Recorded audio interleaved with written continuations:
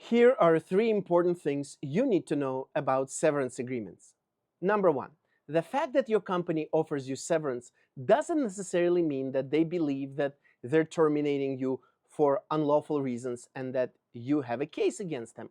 Although it's possible, the fact alone that they offer you severance doesn't mean that you have a case.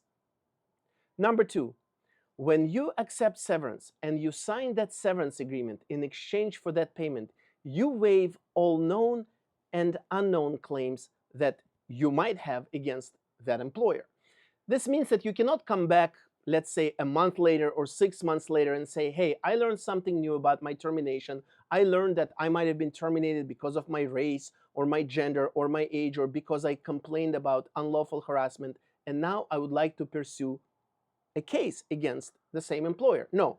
When the employer pays you severance and you sign that severance agreement, assuming that any revocation period that exists lapses, they purchase their peace of mind and you cannot come back with any claims later, regardless of whether or not you knew of certain facts and circumstances surrounding your termination. Number three, the deadline your company gives you to sign your severance agreement isn't set by law.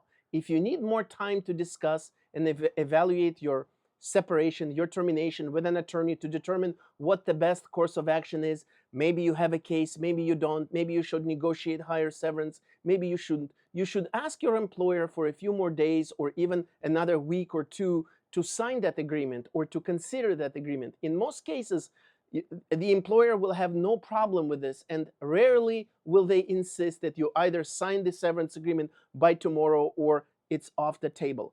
The employers know that they're generally not supposed to do that because when you sign any agreement under duress, it can call into question its enforceability. So it's not really in their interest to pressure you, but they do want to close that chapter of their relationship with you. They don't want you to sit on that agreement forever, and that's why they provide you with some type of deadline to make a decision one way or the other.